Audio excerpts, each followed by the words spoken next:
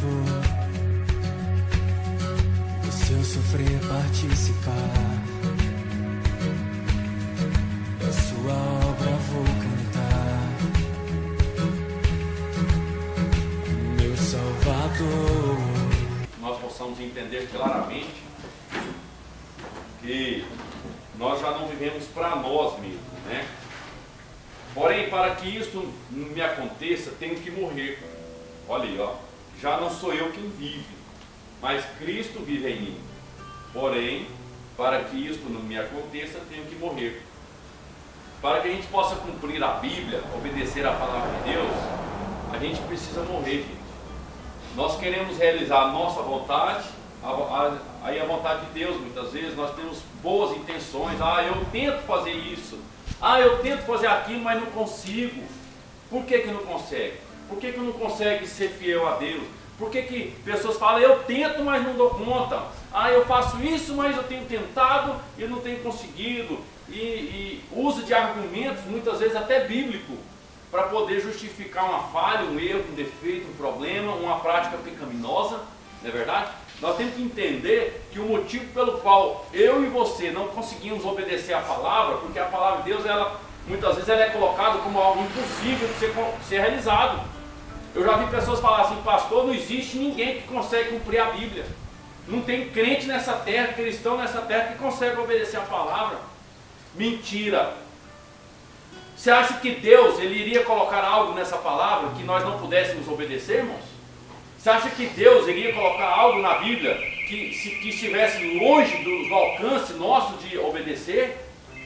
A Bíblia fala em 1 Coríntios, no capítulo 10, versículo 13, lá diz assim, não veio tentação nenhuma a nós, senão não veio tentação nenhuma sobre nós, que nós não possamos suportar, que não vem nenhuma tentação que não fosse humana, porque fiel é Deus, que antes de nos deixar ser tentados, Ele nos dará o escape, para que possamos suportar.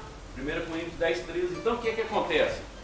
Deus ele não permite nenhum tipo de tentação, de dificuldade, de problema, de carga, que nós não possamos suportar. Quando Ele falou assim, cada um negue-se a si mesmo, né? Negue a si mesmo, tome a sua cruz e siga-me. Você acha que Ele ia colocar uma cruz que você não pode suportar? Você acha que Ele ia falar para você assim, meu filho, minha filha, agora você vai fazer isso, tá? Mas eu sei que você não vai dar conta, então para que Ele ia mandar? Irmãos, uma coisa que eu te digo, quem é o pai da mentira? João 8,44, né? O diabo ele é o pai da mentira, porque ele fala do que ele é próprio. Quem foi que trouxe a primeira mentira sobre o ser humano? O diabo. Trouxe a primeira mentira. Ele foi o primeiro a mentir quando ele disse para Eva, pode comer. Ele disse para a mulher, pode comer do fruto dessa árvore, você não vai morrer não. E Deus tinha falado que se comesse, iria morrer, não é assim? Então ele mentiu. E a Bíblia fala em Hebreus 6,18, que é impossível que Deus minta. Algo que é impossível para Deus, você já está vendo agora o contraste, que para nós é fácil. Irmãos, eu vejo pessoas se sacrificando de uma forma, eu vejo pessoas se desdobrando de uma forma, eu vejo pessoas criando coisas de uma forma para beneficiá-la mesma. Agora, quando é para fazer a obra de Deus, todo mundo vê dificuldade. Ninguém fala, aí a pessoa fala assim, eu não posso, eu não consigo. Mas quando é para fazer para a carne, quando é para pecar, quando é para agradar a si mesmo, aí se vira, arruma um jeito e faz. Está na Bíblia, gente. O motivo pelo qual você não consegue obedecer a Deus é porque você ainda não morreu para você. Se você quiser ter a vida eterna com Deus, você tem que morrer nessa terra. A Bíblia fala que o grão de trigo, quando ele cai na terra, se ele não morrer, ele não produz fruto nenhum. Uma semente, para ela produzir, ela precisa morrer. Para que você possa ser um cristão autêntico, de verdade, você precisa produzir frutos. Porque nós somos conhecidos pelos frutos. Mateus 7, 20. Pelo fruto conhecereis a árvore. Eu nunca vi um pé de laranja dar maracujá. Eu nunca vi alguém plantar feijão e colher arroz. E nós temos essa capacidade de querer nos enganarmos, criamos as nossas próprias verdades. Irmãos, morra para si. Morra para a cultura que você aprendeu a viver. Ah, eu fui criado assim, ah, eu sei assim, eu acho que é assim que deve ser. Morra para tudo isso. Acaba com isso. Morra para você, morra para o seu eu. Porque senão você não consegue obedecer nunca a Bíblia. Aí uma palavra que Deus deu, uma ordem que Deus deu, que é fácil de realizar, quando nós morremos para nós, vai ser impossível para você, porque você não morreu para você. E aqui diz assim, ó, porém para que isso me aconteça, tenho que morrer. A ideia aqui é a morte do meu egoísmo. Egoísmo. Ou egocentrismo. O egocentrismo, o egoísmo, é a pior idolatria que tem na face da terra. É a adoração a si mesmo. Você quer falar mal de católico? Que adora imagem? Você quer falar mal de pessoas que adoram bens materiais? Mas e se pisar no seu calo? Se uma pessoa falar mal de você, se uma pessoa perseguir você, o que você vai fazer? Você vai virar a outra face? Ou você vai procurar os seus direitos e vai revidar? E a Bíblia fala em Romanos, no capítulo 12. Abra comigo, por favor.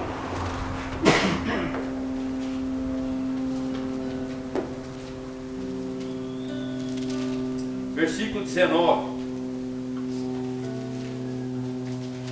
Vamos ler desde o 17, que é melhor.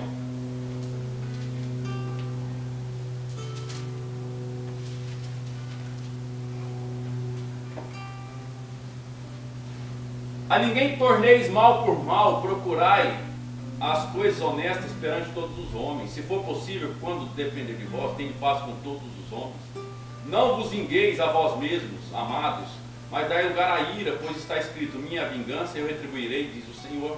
Portanto, se o teu inimigo tiver fome, dá-lhe de comer, e se tiver sede, dá-lhe de beber. Fazendo isso, amontoarás brasas de fogo sobre a sua cabeça. Não te deixes vencer do mal, mas vença o mal com o bem. Quando a Bíblia fala assim, ó, se for possível, quando depender de vós, tem de paz com todos, sabe o que é? Porque você não pode forçar uma pessoa. Você não tem o poder de manipular as pessoas a ter paz com você. Mas quando uma pessoa vem até você, de qualquer forma, ou trazendo mal para você, ou querendo ter paz com você, a sua posição é única. O que depender de você, você vai retribuir com paz. Você vai retribuir com bem. Você não pode obrigar todo mundo. Você está vendo duas pessoas brigar. Você não pode obrigar elas a ter paz. Mas o que depender de você, você vai fazer. O que tiver ao seu redor, ao seu alcance, você vai fazer. Se fosse a paz, fosse uma responsabilidade, se não fosse uma responsabilidade individual, depender de cada um, na verdade o mundo não teria guerra, né? Porque o desejo do meu coração é que não tivesse guerra, não tivesse briga, não tivesse problema, discussão, briga dentro da igreja. Eu tenho hoje igrejas, irmãos brigando, não é verdade? Então, o que depender de nós, pessoas que vierem até nós, ou você tiver acesso a pessoas, a levar essa paz, essa palavra, faça. Faça, não retribua o mal com o mal de forma nenhuma.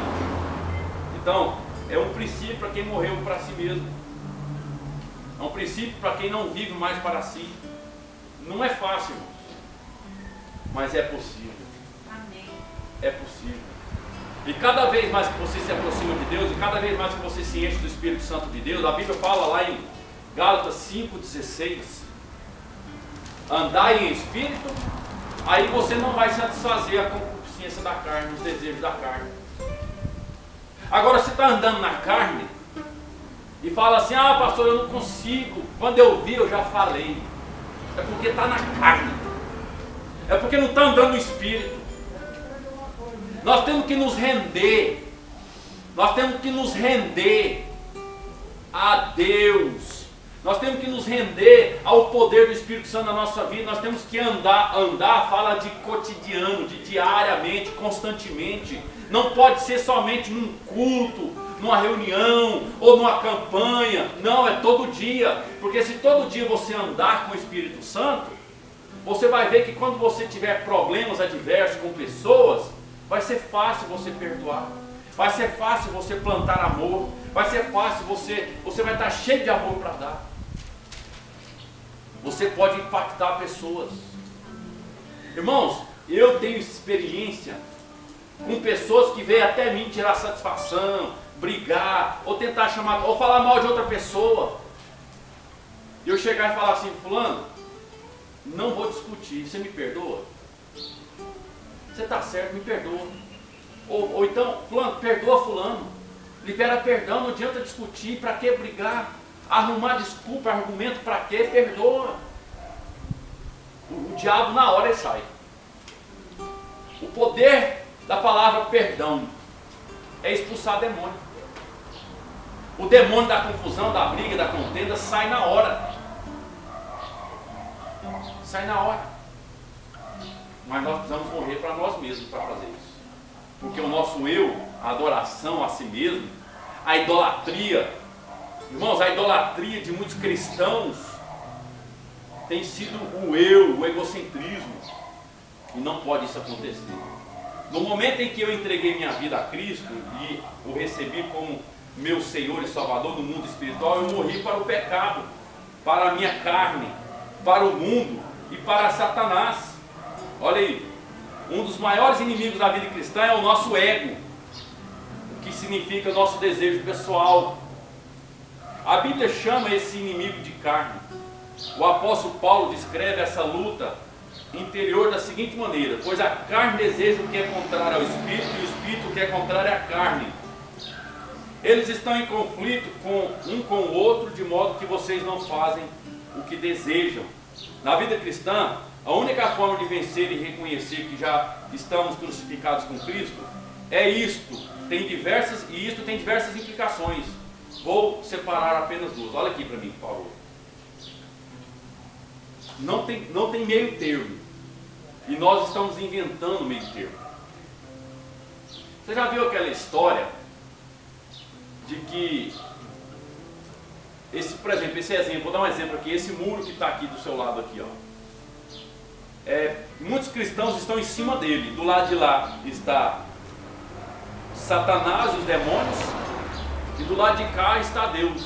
Olha só. E tem pessoas que estão em cima do muro, quer dizer que não está nem do lado de Deus nem do lado de Satanás. E Satanás não mexe com a pessoa. Satanás, ele não preocupa com a pessoa. Nós preocupamos.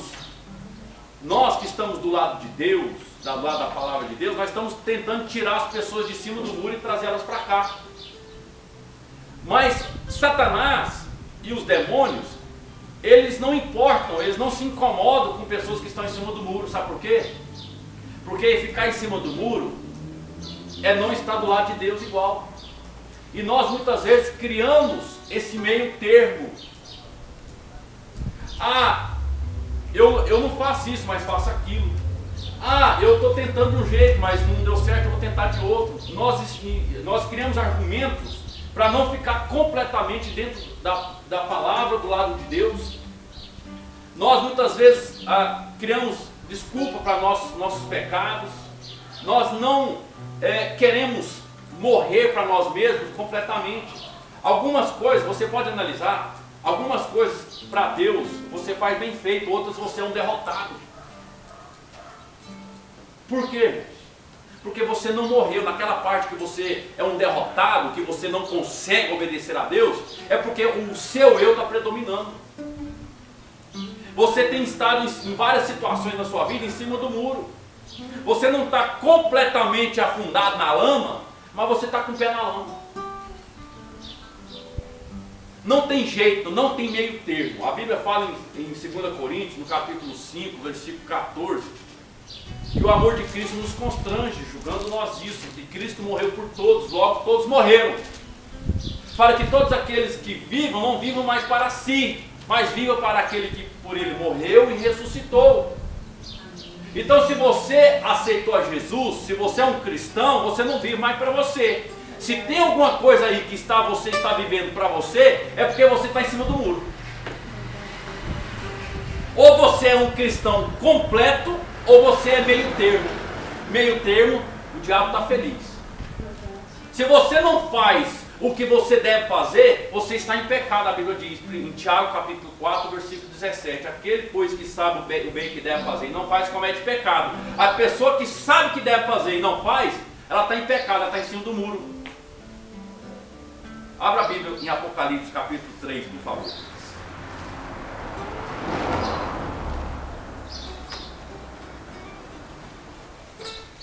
Irmãos, a primeira atitude de quem morreu para si é reconhecer o mal, é reconhecer o pecado, é reconhecer a situação errada que está vivendo, para poder consertá-la, para poder sair do muro e vir completamente para o lado de Deus, mergulhar no rio de Deus, mergulhar na vontade de Deus, na palavra de Deus. Isso não é opção, gente. Isso não é opção. Apocalipse capítulo 3, versículo 14. Carta à igreja de Laodiceia, né? Aqui a palavra Laodiceia significa direito do povo, ou a voz do povo fala mais alto. E infelizmente aqui a igreja de Laodiceia, os irmãos vão ler aqui o versículo 14, diz assim: ao anjo da igreja de Laodiceia escreve: isto diz o Amém, a testemunha fiel e verdadeira, o princípio da criação de Deus. Conheça as tuas obras, que nem és frio nem quente. Quem dera fosses frio ou quente. Assim, porque és morno e não és frio nem quente, vomitar-te-ei da minha boca. Dizes: rico sou e estou enriquecido, e de nada tenho falta, mas não sabes que és um coitado e miserável e pobre e segue nu. Aconselho-te que de mim compres ouro refinado no fogo, para que te enriqueças, e vestes brancas para que te vistas, e não seja manifesta a vergonha da tua nudez, e colírio para ungires os teus olhos, a fim de que vejas. E eu repreendo e castigo a todos quanto amo. Portanto, sê zeloso e arrepende-te. Eis que estou à porta e bato. Se alguém ouvir a minha voz e abrir a porta, entrarei em sua casa, e com ele cearei, e ele comigo. E ao que vencer, dar-lhe-ei a sentar-se comigo no meu trono, assim como eu venci e me assentei com meu Pai no seu trono. Quem tem ouvidos, ouça o que o Espírito diz às igrejas. O povo queria fazer justiça com as suas próprias mãos. O povo que dava as ordens, as diretrizes. A palavra Laodiceia fala justamente isso. A voz do povo, o direito do povo predominava. Aqui na igreja de Laodiceia, quem tinha dinheiro tinha poder. Quem tinha dinheiro mandava. Quem tinha juízo obedecia. Aqui já não estava mais predominando o amor, não estava mais predominando a palavra. O eu aflorou-se de uma forma tão grande que se eu tenho, eu posso.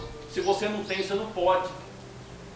Infelizmente, Deus chama aqui a igreja de Laodiceia para um arrependimento.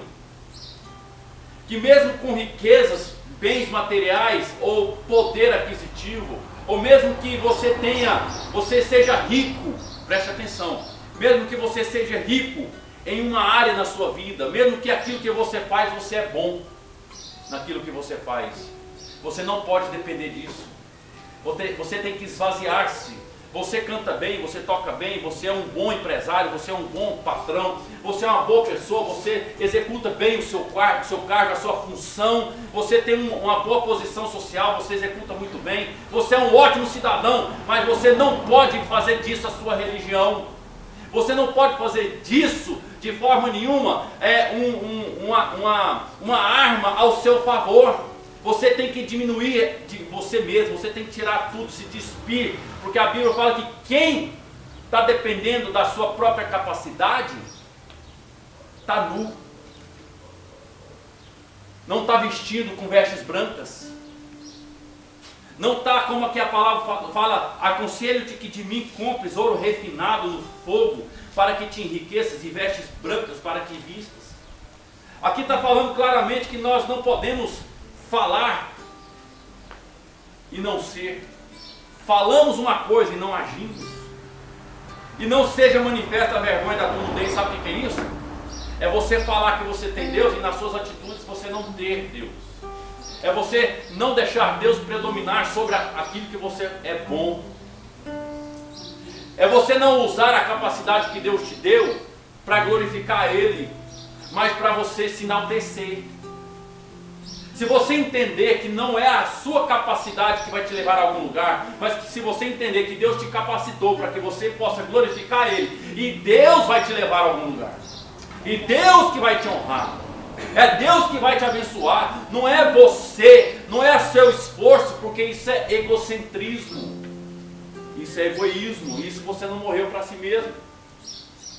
E aqui fala, na vida cristã, a única forma de vencer e reconhecer que já estamos crucificados com Cristo, e isso tem diversas implicações, e ele diz aqui, eu vou separar apenas duas. Antes de eu continuar lendo, abra comigo Colossenses capítulo 3. Colossenses capítulo 3.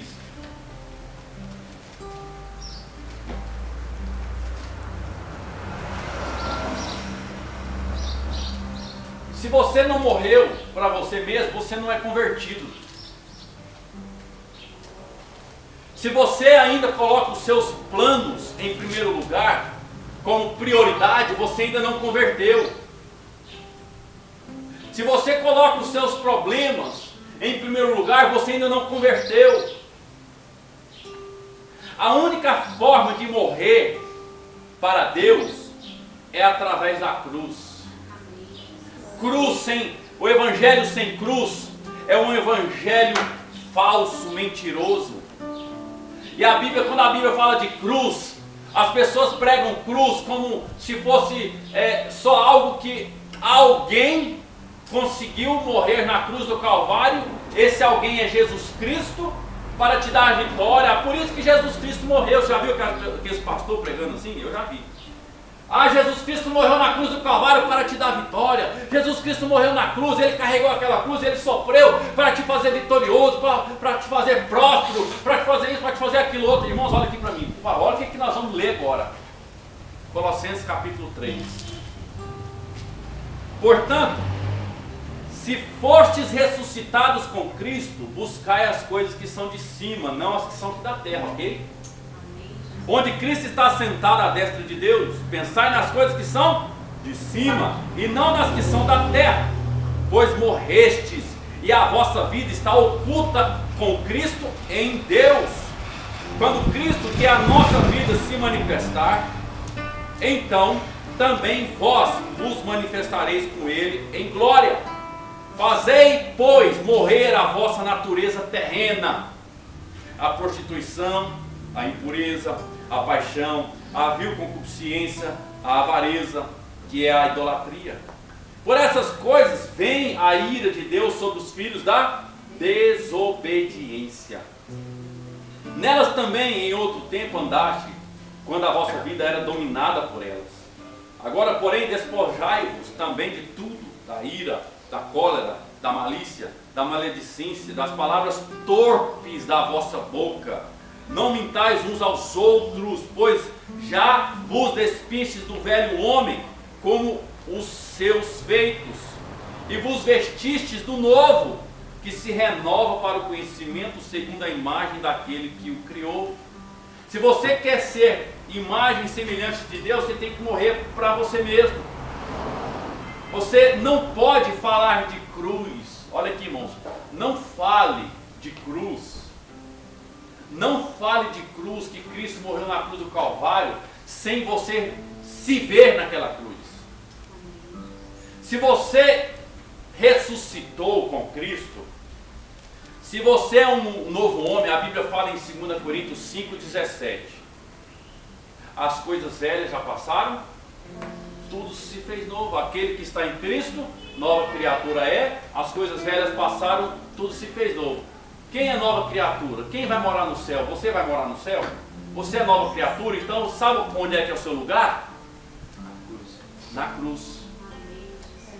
Se você é nova criatura, você tem que sentir aí nas suas mãos os cravos.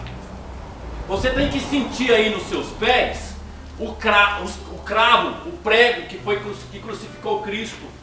Você tem que estar em oculto. Quando a Bíblia fala que você está oculto em Cristo, sabe o que é? Você está escondido em Cristo. É a mesma coisa de você vir e esconder atrás de uma pessoa, e quem olhar para você só vai ver o quê? Cristo. Você se escondeu atrás de Cristo. Você está oculto em Cristo. Quando a pessoa olhar para você, vai ver quem? Cristo. Ou ela vai ver você? O seu eu. O que predomina mais? O seu eu? O que predomina mais? Os seus planos? Os seus projetos? Ah, eu tenho um sonho, sabe, pastor? Um sonho de fazer isso. Vai sonhar os sonhos de Deus para você ver que os seus sonhos vão se realizar. Amém. Coloque a vontade de Deus em primeiro lugar, que Deus vai cumprir aquilo que o seu coração deseja. Sabe por quê? Porque o seu coração já não bate mais por você, bate para Deus. O seu sentimento está com o Senhor. Então, quando você consegue romper com esses pecados aqui, que aqui Colossenses está falando, olha aí para você ter uma ideia, no versículo 5: fazei, pois, morrer a vossa natureza. Olha só, como que uma pessoa consegue se livrar da prostituição? Como que uma pessoa consegue se livrar da impureza? Nós precisamos ser puros, gente. A impureza aqui está falando, sabe o que é? A falta de santidade. Olha só, para que uma pessoa consiga viver, romper com as paixões. O que é paixão, irmão? O que é paixão? É um sentimento temporário, intenso. É algo que você está tão preso a ela, a algo. É paixão, e você precisa se livrar disso. Em nome de Jesus. Você sabe por que nós não podemos estar apaixonados por Deus? Porque o sentimento de paixão, ele é temporário. Nós temos que amar a Deus. O amor, ele prevalece, ele é permanente. A Bíblia fala que o amor tudo suporta. Então, a fé, a esperança, o amor, mas o que permanece é o amor. O amor, ele é permanente.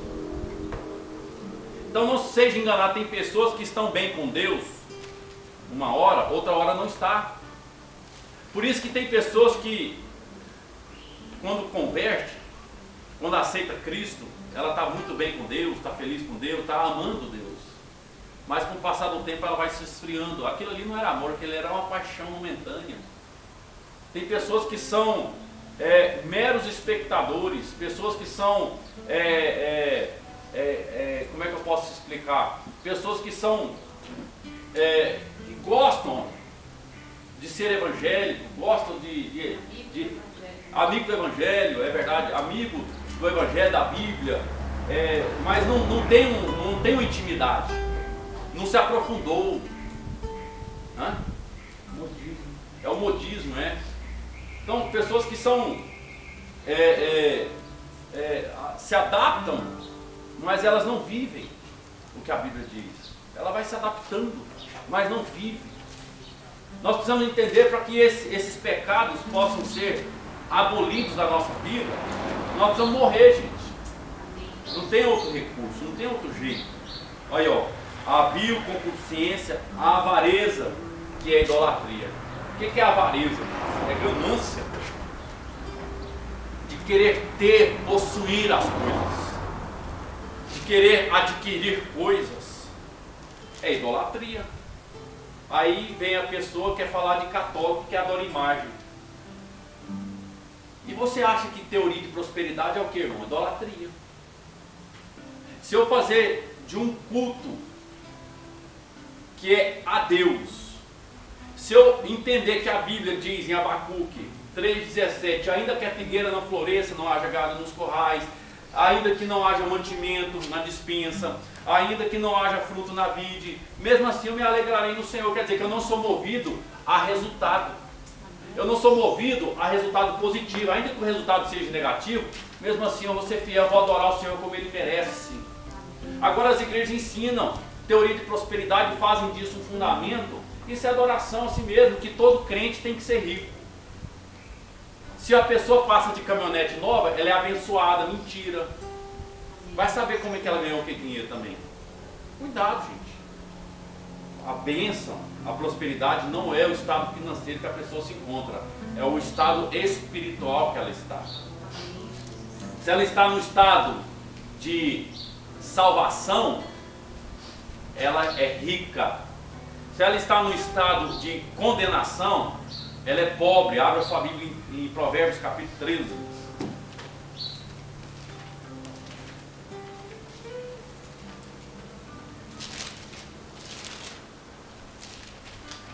Versículo 7. Uns se dizem ricos sem ter nada, outros se dizem pobres tendo grande riqueza. Amém? Que tipo de riqueza você está buscando? Que tipo de riqueza você está buscando, gente? Eu posso ser rico? Deus pode me fazer rico. Quem pode me fazer rico? Deus. A Bíblia fala em Ageu 2,8: minha é a prata, meu é o ouro, assim diz o Senhor dos Exércitos. Então, se eu parar de correr atrás da prata e do ouro, igual muitos pastores estão ensinando eu correr, muitas igrejas estão ensinando eu correr atrás da prata e do ouro, se eu parar de correr atrás da prata e do ouro e for até Deus, o dono do ouro e da prata. Amém, Jesus. Entendeu, gente? Se você dedicar mais a sua vida para Deus e menos para o dinheiro, o dono do dinheiro vai te honrar. Aprende isso. Não queira ter mais do que você precisa. É Deus que sabe o que você precisa. E a Bíblia diz que você nem precisa pedir. Você tem, você ganha, Deus te dá muito mais, abundantemente mais. Amém? Amém, irmãos? Amém. Então, morrer para si mesmo é isso, é você se abster das coisas do mundo. O que a Bíblia fala em Tiago 1,27? Né? Qual que é a verdadeira religião? Visitar órfãos e viúvas nas suas necessidades e se abster de ser contaminado com o mundo. Então, você tem que se despir, tira tudo aquilo que você está buscando lá no mundo e começa a dedicar essa força, dedicar esse vigor que você tem para fazer as coisas para você, que você tem para fazer as coisas do mundo, para satisfazer a carne. Passa a fazer isso para Deus, faça com excelência para Deus, você vai ver Deus te honrar. Deus não mente. Amém. Se Ele prometeu, Ele cumpre. Glória a Deus. Então faça um desafio, teste a sua fé, comece a entrar no mundo da fé, do sobrenatural, e espere em Deus. Você vai ver o que Deus vai fazer. Amém? Olha aqui, ó, na página 28. Vou separar apenas duas, está falando aqui: morto para o pecado. Assim também vós considerai-vos mortos para o pecado, mas vivos para Deus em Cristo Jesus. Infelizmente, muitos têm a tendência de viver uma vida dupla. É verdade ou não é, irmão? Pessoas que vivem vida dupla. Eu quero viver de acordo com os meus planos, a minha vontade, os meus ideais, meus pensamentos, etc. Mas, ao mesmo tempo, quero viver como Cristo. Esse está aqui o grande mal. O engano está aqui. Você vive para você e para Deus. Cuidado, gente. Cuidado. Cuidado. Cuidado com essa duplicidade. Tem muita gente vivendo o bipolarismo religioso. Tem muita gente que é bipolar, é um cristão bipolar. A fé dele é bipolar. Ele tem fé para ele, para realizar as coisas dele, e fé para obedecer a palavra de Deus. Mas no final o que predomina vai ser a vontade dele. Porque se você está habituado, você está alimentando a carne, alimentando a carne, alimentando a carne, alimentando os seus desejos, alimentando os seus pensamentos, alimentando isso, alimentando aquilo. E quando for na hora de você ser desafiado, de você dar um passo de fé, você vai estar tão cheio de carne que você não vai conseguir enxergar a fé para obedecer. Olha aí o que fala aqui, ó. mas ao mesmo tempo quero viver como Cristo. Essa sempre foi a razão da falta de poder e da frieza espiritual dos cristãos. Precisamos dar plena liberdade para que Cristo viva sua vida em nós. Isto mudará radicalmente a nossa maneira de ser, pois viveremos na dimensão espiritual divina. Notem que o apóstolo Paulo utiliza a frase: considerai-vos mortos para o pecado. Quando você entende, quando você lê aqui, considerai-vos, aqui está a palavra que nós temos que considerar, nós temos que nos considerar. Quando a Bíblia fala assim, perdoai-vos uns aos outros, quando a Bíblia fala enchei-vos do Espírito, quando a Bíblia fala chegai-vos a Deus, todas essas palavras é obrigação nossa, é uma ordem direta para nós. Você não pode pedir, Senhor, coloca no meu coração que eu perdoe fulano. Senhor, coloca no meu coração que eu me achegue mais ao Senhor. Não, isso é uma atitude nossa. Chegai-vos, vocês devem chegar. Considerai-vos, vocês devem considerar. Perdoai-vos, vocês devem perdoar. A atitude principal é nossa. O primeiro passo que deve ser dado é nós que devemos fazer. Pessoas estão pedindo para Deus certas coisas que cabe a nós. Então, considerai-vos mortos. Você tem que tomar a posição de que você é morto para o mundo. Você tem que olhar o pecado e falar assim, eu não sinto mais nada, porque eu estou morto. Você olhar para uma montanha de possibilidade, de oportunidade para ganhar uma montanha de dinheiro, você olhar para aquilo ali e falar, beleza, estou morto, não estou sentindo nada. Abra sua Bíblia em 1 Timóteo, por favor.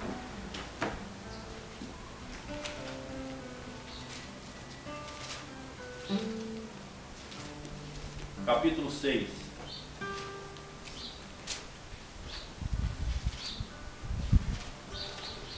Versículo 10. Quem achou, diga amém. Amém. Porque o amor do dinheiro é raiz de todos os males, está vendo aqui? E nessa cobiça alguns se desviaram da fé e se traspassaram a si mesmos com muitas dores. Como é que eu vou me atrever, gente? Eu vou ensinar para vocês, como pastor, que vocês têm que amar dinheiro. Eu vou ensinar a teoria de prosperidade para vocês. Eu vou colocar a prosperidade como fundamento da vida de vocês. Sendo que aqui está falando, olha aqui, ó. E nessa cobiça alguns se desviaram da verdadeira fé e se traspassaram a si mesmos com muitas dores. Igrejas estão ensinando a vocês saírem pelo mundo afora. Ó, gente, vocês precisam prosperar, viu? Ó, gente, vocês vão enriquecer, tá? Vocês correm atrás do dinheiro, tá? Não interessa se vocês vão se traspassar com muitas dores por causa da cobiça. Você tem que ser próspero. Mentira do diabo. Como é que eu vou pregar a teoria de prosperidade na África?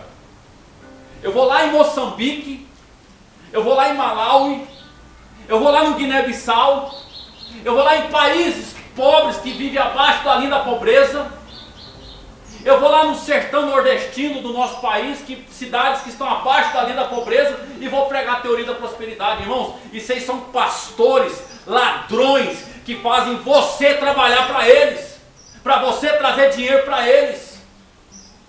É por isso que eles ensinam que você tem que ser próspero.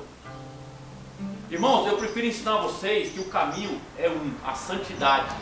A santidade não se compra, a santidade não se vende.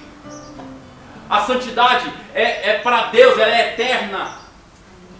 Eu prefiro ensinar a vocês que vocês devem ganhar uma alma, que vocês vão entender que vale mais do que qualquer dinheiro. Que vocês lutaram por algo permanente, que é glorioso, que é uma alma, que é uma vida para Jesus. Agora as pessoas estão lutando lá fora.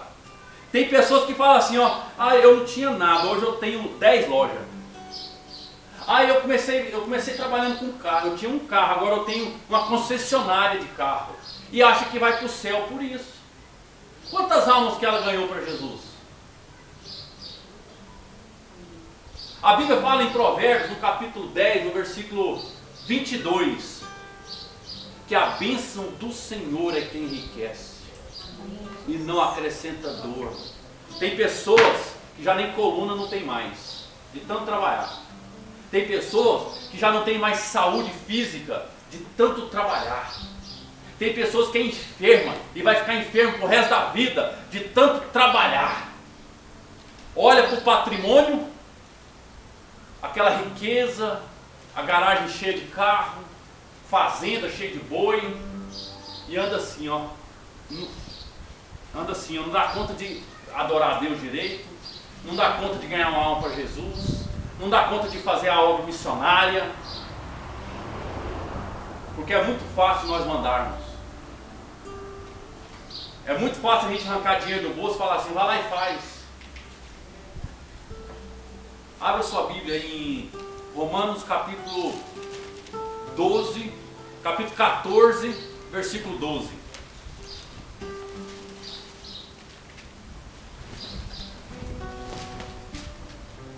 Capítulo 14, versículo 12. Alguém lê, por favor. Assim, pois, cada um de nós dará conta de si mesmo a Deus. Cada um vai dar conta de si mesmo a Deus. Agora leia 2 Coríntios capítulo 5, versículo 10.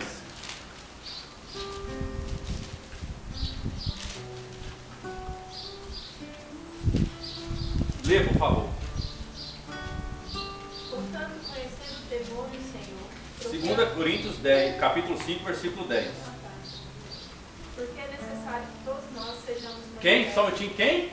nós, Não, antes de nós? porque é necessário Antes de nós? que todos nós, Quem que está antes de nós? todos, Todos. sejamos manifestos diante do tribunal de Cristo, para que cada um receba o texto por meio do povo, segundo o que praticou o bem ou o mal. Pelo meio do que fez, não que mandou fazer. É muito fácil mandar as pessoas fazer, gente. É muito fácil as pessoas falar assim, obedeça.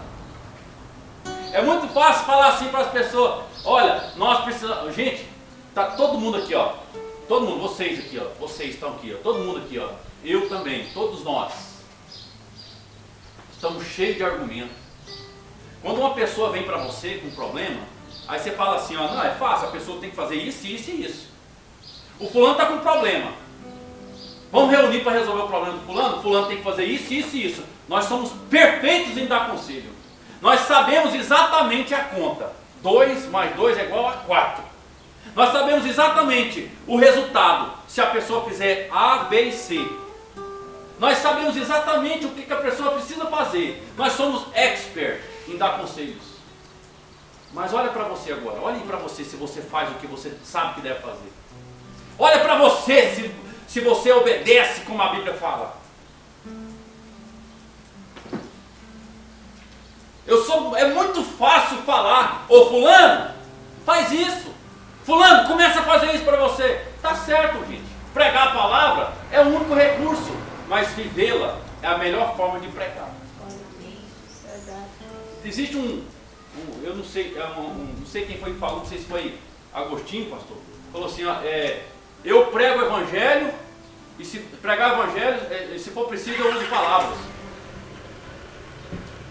Você já viu, alguém já viu esse ditado? Essa frase?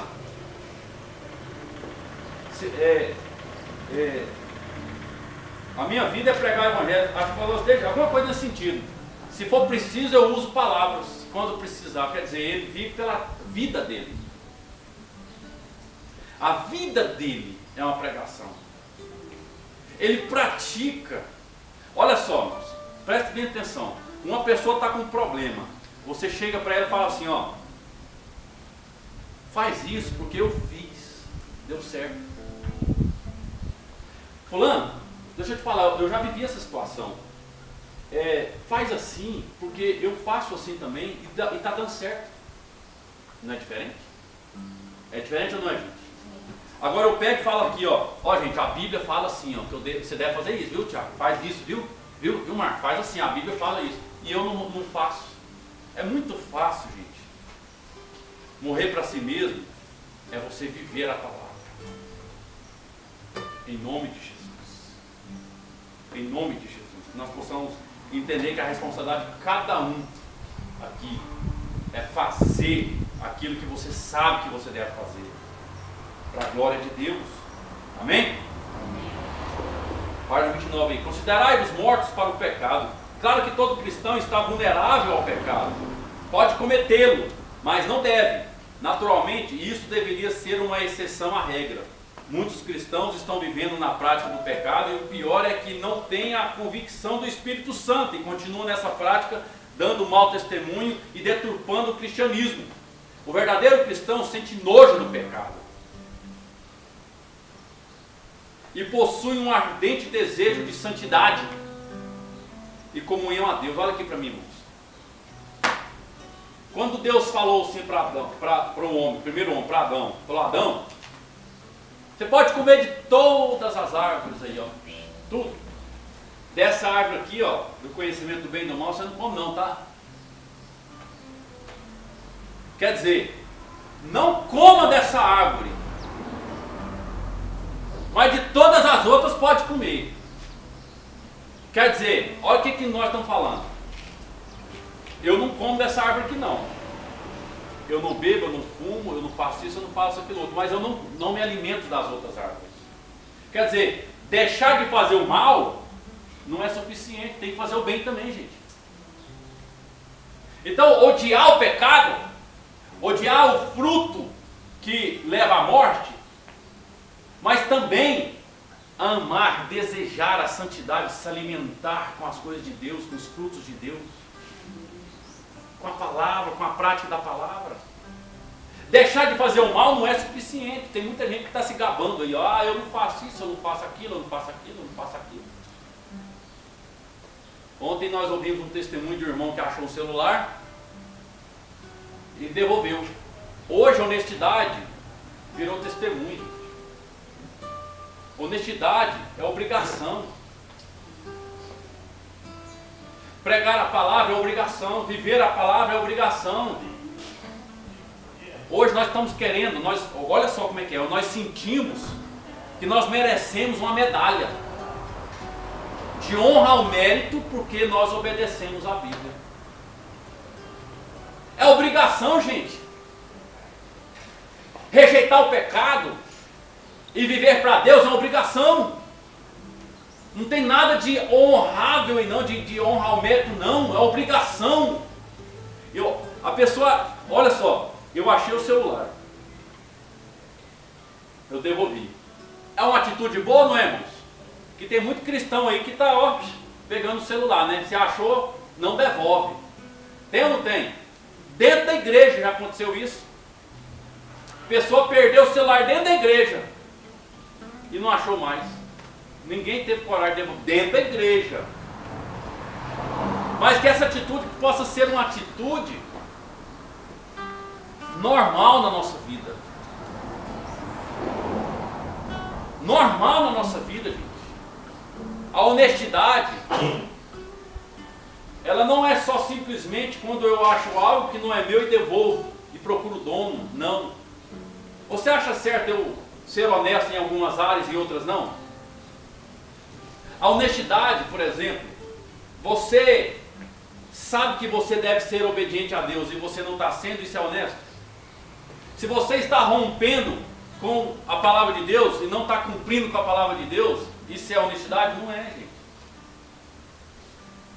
Então nós precisamos entender que a obediência, ela é princípio para morar no céu, para quem vive para Deus e morreu para si. Amém? O verdadeiro cristão sente nojo do pecado e possui um ardente desejo de santidade e comunhão com Deus. Vivo para Deus. Primeiro nós falamos morto para o pecado e agora vivo para Deus. O texto paulino diz que devemos nos considerar mortos para o pecado e vivos para Deus. Isso significa que temos de alinhar toda a nossa vida, projetos, ideais e desejos à vontade de Deus. À vontade de Deus. Em outras palavras, tudo o que fizermos, a forma como iremos aplicar o nosso tempo, talentos, recursos, deveremos fazer para cumprir o que, irmãos? A vontade de Deus. Pastor Aprílio, eu estava analisando, tem pessoas hoje que se falar assim, Jesus vai voltar amanhã.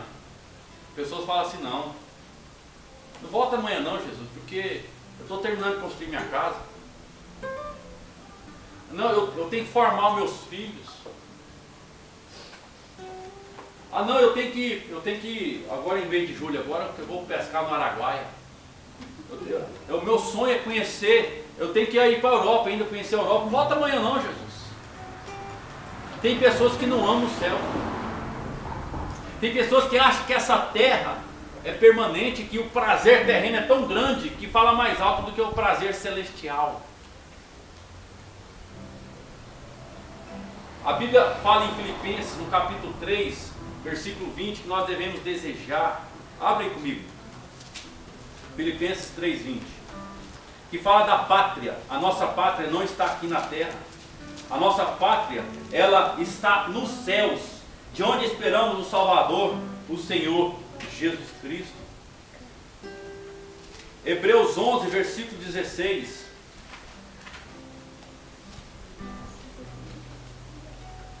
Mas agora, desejo uma pátria o quê? Hebreus 11, 16, irmãos. Vamos devagar para ver hoje. Eu falei Filipenses 3:20 e depois falei Hebreus 11, 16. Os irmãos têm que acompanhar aí, ó. Bora aí. Filipenses 3:20 fala o quê? Que a nossa pátria está nos céus, de onde virá o nosso Senhor e Salvador, Jesus Cristo. Amém? Amém. Hebreus 11, 16. Fala aí. Porque, olha aí, mas agora desejo uma pátria melhor. Pátria melhor. Isto é a celestial, pelo que também Deus não se envergonha dele, de ser chamado o seu Deus, pois já lhes preparou uma cidade. O seu desejo de viver melhor é aqui na terra ou lá no céu? O meu desejo é ter uma casa melhor. O meu desejo é comprar uma casa própria. O meu desejo é comprar fazenda. O meu desejo é adquirir isso. O meu desejo é adquirir outro. Deus já construiu uma cidade para você, irmão, morar. O seu lugar não é aqui, a sua pátria permanente é lá na glória. Então não coloque os seus desejos materiais, não resuma a sua vida em desejos temporais, que passageiros, em nome de Jesus. Tem algum problema em querer viver bem na terra? Não. O problema está em querer só viver bem na terra e não querer viver na terra celestial, na cidade celestial, onde nós iremos morar. Amém? Eu acho que é muito importante quando as pessoas falam do versículo que diz que comereis o melhor dessa terra. Né? Se quiserdes me ouvir, comereis do bem nessa terra, né? Aí o povo acha que é dessa terra aqui, né? Não da celestial. Não, o melhor dessa terra aqui, o melhor dessa terra chama-se Cristo. O que é o melhor que aconteceu na sua vida? Fala para mim, se tem alguma coisa melhor nessa terra aí, vai, fala aí. Aconteceu alguma coisa melhor nessa terra para você, a não ser Jesus? O que é o melhor dessa terra para você, irmão? É Jesus. Se quiserdes me ouvir, comereis do bem de Jesus. Nem só de pão vive o homem, mas se alimenta da palavra de Deus.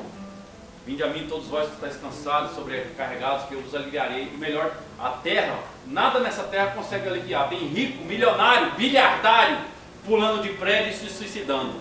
Dinheiro resolveu? Como é que eu vou limitar o melhor dessa terra ao material, ao dinheiro? Hã? É verdade? Amém? Então vamos aqui. O cristão verdadeiro não tem outra razão para viver, a não ser Cristo e a sua vontade. Você tem alguma outra razão para você viver aí? Tem? Então converte. Vai converter. Aceita Jesus e mude de vida. Porque a sua única razão de vida é Cristo. Não é aquilo que você faz, não é aquilo que você acha que é, não é aquilo que você tem. Paulo também afirma que esta vida tem que ser vivida pela fé. e não por emoções passageiras. Não podemos firmar nossa vida espiritual nas emoções, pois elas são instáveis. A única forma de viver a genuína vida cristã é pela fé em Deus e a sua palavra. Precisamos crer que o nosso eu já foi crucificado com Cristo e também crer que Ele está vivendo em nós. Se nossas atitudes são muito diferentes das atitudes de Cristo, precisamos verificar se realmente estamos mortos para o pecado.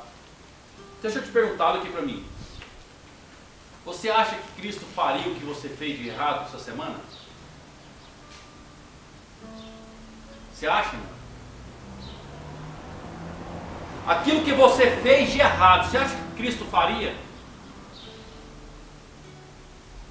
E você acha que você precisava errar? Você acha que você precisava dizer sim para o pecado? Se você acha que o pecado é mais forte que você, então você está vivo, o seu eu está predominando. Se você acha que o pecado consegue vencer você, é porque você ainda não converteu. Porque a Bíblia fala em 1 João 4,4. 1 João 4,4. Filhinhos, vós já venceste o maligno. Olha aqui, filhinhos, você já venceu o diabo. Sabe o diabo? Sabe Lúcifer, Satanás, o que tem poder? Você já venceu ele. Filhinhos, vós já venceste o maligno. Por quê? Porque maior é o que está em vós do que o que está no mundo. Aí você se rende a um pecado, a uma prática pecaminosa. Se você é convertido, você deve fazer o que Jesus fez. E se você sentir necessidade de falar assim, pastor, até hoje eu achei que eu era convertido, eu quero converter. Nós vamos orar por você. Porque tem pessoas que é amigo do Evangelho, tem pessoas que é conformado com o Evangelho, tem pessoas que eu me sinto bem com o Evangelho. Em nome de Jesus, gente. Mas não obedece, não faz o que Cristo fez para a glória do Senhor. Olha aí. Precisamos crer que o nosso eu já está crucificado com Cristo, também crer que Ele está vivendo em nós. Se nossas atitudes são muito diferentes das atitudes de Cristo, precisamos verificar se realmente estamos mortos para o pecado. Este é o processo de santificação. Quanto mais percebemos nossas atitudes erradas, comparando-as com as atitudes de Cristo, mais nós arrependeremos e submeteremos nossas vidas a Ele, e pela fé viveremos de vitória em vitória. Senhor Deus, trabalhe na minha vida e me ajude a considerar-me morto para o pecado. Consagro minha vida totalmente nas tuas mãos. Espírito Santo, quero viver para a glória de Deus. Peça a Deus que lhe ajude a morrer para o mundo, o pecado, a carne e Satanás. Peça a Jesus Cristo para viver em você, controlando todas as áreas da sua vida. Peça ao Espírito Santo que lhe ajude a viver por fé e não por sentimentos. Ore por uma nova reforma, que todo cristão esteja morto para o mundo e vivo para Deus. Queria convidar você a abrir sua Bíblia aí, por favor. 1 Pedro, capítulo 4.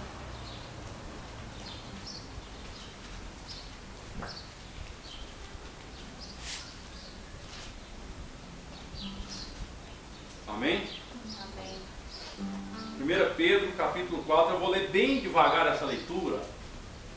Essa leitura aqui resume um pouco, amém? O que a gente precisa fazer para a gente obedecer ao Senhor, amém? Vamos ler o capítulo 4 aí, diz aí, primeiro versículo. Portanto, visto que Cristo padeceu por nós na carne, armai-vos também vós deste mesmo pensamento. Se Cristo padeceu na carne, você precisa morrer para a carne, amém? Porque aquele que padeceu na carne já cessou do pecado. Os irmãos entenderam aí? Quem morreu para a carne cessou o pecado, então não tem mais. Então, no tempo que vos resta na carne, não vivais mais segundo a concupiscência dos homens, mas segundo a vontade de Deus. Pois é bastante que no tempo passado tenhais cumprido a vontade dos gentios, andando em dissoluções, concupiscências, borrachices, bebedices, glutonaria, bebedice e abomináveis idolatrias. E acham estranho não correrdes com eles no mesmo desenfreamento de dissolução e blasfemo de vós. Mas hão de dar conta àquele que está preparado para julgar os vivos e os mortos. Pois é por isto que foi pregado o Evangelho até aos mortos, para que, na verdade, fossem julgados segundo os homens na carne, mas vivessem segundo Deus em espírito. Ora, já está próximo o fim de todas as coisas. Portanto, sede sóbrios e vigiai em oração. Tende, antes de tudo, ardente amor, uns para com os outros, porque o amor cobre uma multidão de pecados. Sede hospitaleiros, uns para os outros, sem murmuração. Servi uns aos outros conforme o dom que cada um recebeu, como bons dispenseiros da multiforme graça de Deus. Se alguém fala, fale segundo as palavras de Deus. Se alguém ministra, ministra segundo a força que Deus dá, para que em tudo Deus seja glorificado por Jesus Cristo. A Ele pertence a glória e o domínio para todo sempre. Amém. Amados, não estranheis a ardente prova que vem sobre vós, para vos tentar, como se coisa estranha vos acontecesse. Mas alegrai-vos no fato de serdes participantes das aflições de Cristo, para que também na revelação da sua glória vos regozijeis e alegreis. Se pelo nome de Cristo sois vituperados, bem-aventurados sois, pois sobre vós repousa o Espírito da glória e de Deus. Que nenhum de vós padeça como homicida, ou ladrão, ou malfeitor, ou como quem se entremete em negócios alheios. Entretanto, se padece como cristão, não se envergonhe, antes glorifique a Deus por este nome. Pois já é tempo que comece o julgamento pela casa de Deus. E se primeiro começa por nós, que somos a casa de Deus, qual será o fim daqueles que são desobedientes ao Evangelho de Deus? E se é com dificuldade que um justo se salva, onde comparecerá o ímpio e o pecador? Portanto, também os que padecem segundo a vontade de Deus, encomendem as suas almas ao fiel Criador, aqui a receita para tudo, fazendo o bem. Fazendo o bem. Os irmãos entenderam? Feche os seus olhos. Eu quero que você, onde você estiver sentado aí, você vai refletir sobre a sua conversão. Não importa se você tem 10, 20 anos, 30 anos que aceitou Jesus. Se você, o que você ouviu hoje, tem muita coisa que você precisa fazer para realmente ser um convertido de verdade. Existe um cristão genuíno e existe o resto dos cristãos. E se você é um cristão genuíno, você vai agora, nesse exato momento, arrepender dos seus pecados. Porque se Jesus voltar hoje, você estará pronto. Você vai arrepender dos seus pecados e de tudo aquilo que você tem amado mais nessa terra do que a Deus. Tudo aquilo que você tem buscado mais do que buscado a Deus. Se você tem desobedecido o Evangelho,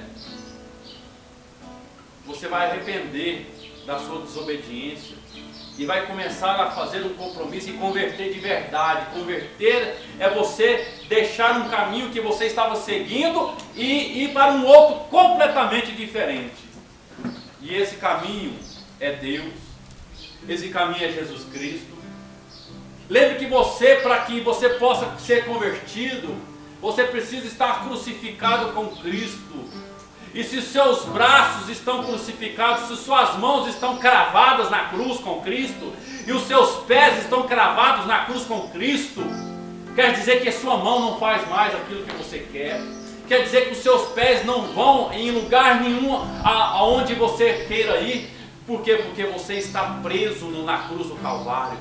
Você está preso, suas mãos estão presas na cruz, os seus pés estão presos. E se quando Cristo ressuscitou, você ressuscitou com Ele. Em nome de Jesus, onde Cristo for, você está junto com Ele. Em nome de Jesus, você fazer aquilo que Deus mandar. Você é obediente ao Senhor, você é um convertido. Querido Pai, nesta manhã queremos te agradecer por tudo aquilo que o Senhor tem falado conosco. Meu Deus, perdoa os nossos pecados, ó Deus, e tudo aquilo que nós temos feito, que não está de acordo com a Tua palavra. Mesmo que nós fazemos de errado, sabendo que possamos mudar de atitude. Chega de viver um dia mais longe da Tua presença.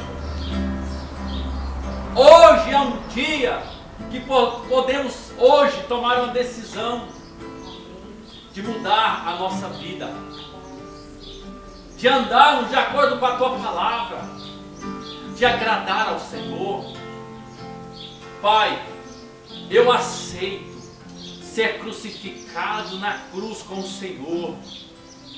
Eu aceito, ó Deus, sentir as dores de ser cravado naquela cruz. Para que eu não possa mais fazer as minhas vontades, eu preciso estar cravado naquela cruz. Perdoa, Senhor, os nossos pecados. Eu realmente aceito o Senhor como meu Salvador. Eu converto os meus caminhos de maldade, os meus pensamentos de maldade. Eu converto o meu caminho aonde eu estava indo para ir aos pés da cruz, para me render ao Senhor. Pai, eu arrependo. E arrepender não é só declarar, arrepender é deixar o pecado. Arrepender é deixar o mal, é deixar a prática pecaminosa.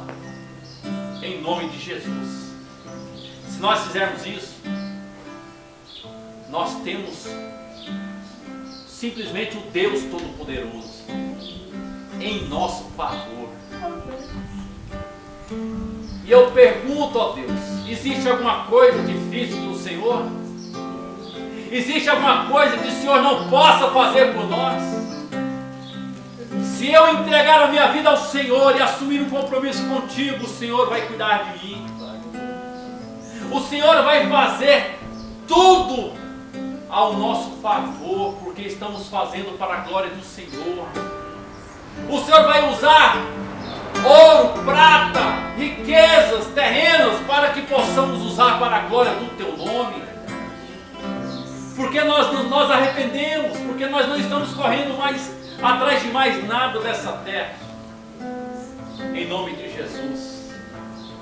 Ó Senhor, que o Espírito Santo do Senhor continue falando conosco nesta manhã, durante esse dia, durante a semana, que possamos, Pai, pensar nessas coisas sempre, para poder vigiar, para poder dizer não para o mal, não para o pecado, em nome de Jesus. Amém. Amém? Vamos louvar comigo? Mas agora pela cruz, aleluia, eu fui reconciliado.